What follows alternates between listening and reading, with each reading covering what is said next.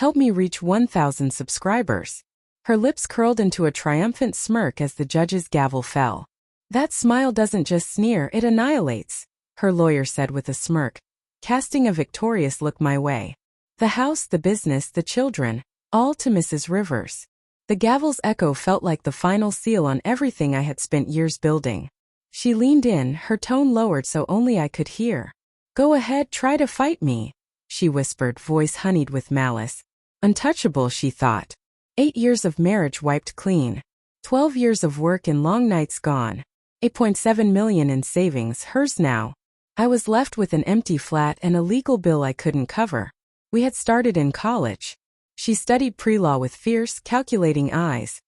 I was a coder hunched over my first software project in a cramped dorm room. She told me my drive was what drew her in. She called me her soulmate. I mistook that for devotion. Turned out to be a strategy. When my company took off, she insisted we merge our finances. We're a team, she said, sincere as a script. The night she walked out, she didn't bother with dramatic farewells. She left arm in arm with my lawyer, Tom Fletcher. Looking back, I should have seen the signs. 2 people bound by legal maneuvering more than any feeling. The first crack appeared 6 months before divorce papers. Her phone suddenly spent more time face down. Her laughter drifted beyond reach. Then one evening she returned smelling faintly of Tom's expensive cologne. I watched comprehension cross her face when she noticed my expression.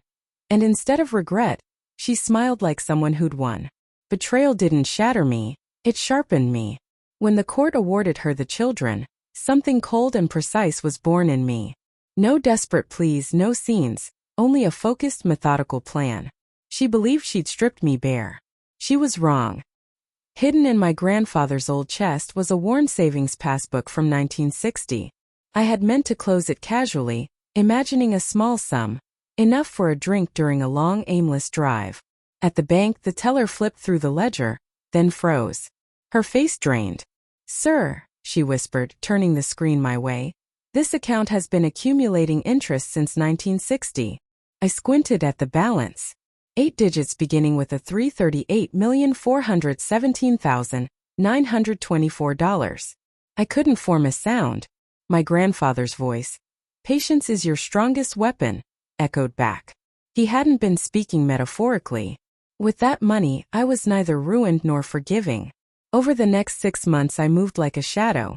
New identity, new accounts, a new company on paper. I funneled investments through anonymous entities and quietly repurchased shares of the business I'd created. While she and Tom paraded their victories, I was dismantling the base beneath them. Tom made the work easier.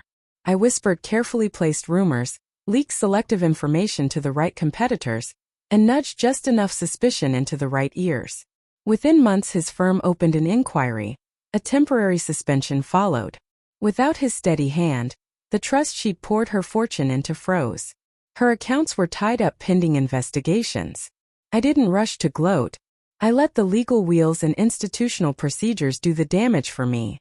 Meanwhile, I engineered the mortgage on the house, the home I'd built, to be bundled and sold to a holding company I controlled. When she slipped, distracted by her new life, 2 missed payments were all it took. Foreclosure papers arrived on the anniversary of their union.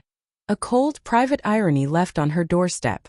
When the tide turned and Tom's reputation crumbled, she tried to reach me.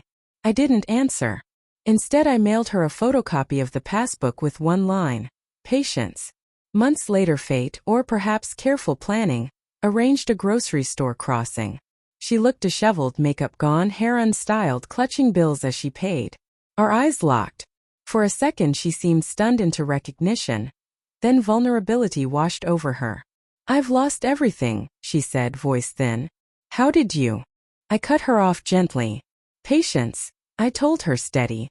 The one thing the greedy never keep. Her gaze flickered as if searching for the ghost of the man she'd cast aside. Maybe I was a ghost of my old life, of the man who had loved without suspicion. Now I live simply. I avoid ostentation and empty luxuries. Revenge no longer drives me. It taught me a lesson in composition rather than fury. Justice, I learned, is not a scream but a careful architecture of timing and restraint. She had thought herself invincible. She had failed to appreciate what time does to arrogance. I waited. When the moment arrived, I matched her smile, not out of triumph, but because the years had remade me into someone who understood that patience, applied with precision, can be far more devastating than rage.